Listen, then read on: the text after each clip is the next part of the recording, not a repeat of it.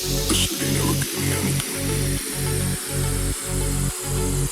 I took what I needed and left the rest where I found it. Grew up where the windows came inside the walls, where ambition was a rumor in the narrow halls. Watched the ones above me like a student watches flame. Studied every detail of the way they played the game. Not to copy but to understand the architecture of the climb. Every move they made was either wasted or was prime. Found it all away and built a different kind of map, one that had no shortcuts and no comfortable overlap. Left the block without an ounce and left without a scene. Just a decision made in midnight somewhere in between. The version I was born into and everything ahead. Chose the road that guaranteed the most amount of dread, because the hardest roads attract the fewest kinds of feet. And everything with having lives where most refuse to meet the challenge head on. Without a safety, without a net, that crossroads was the best decision I've made.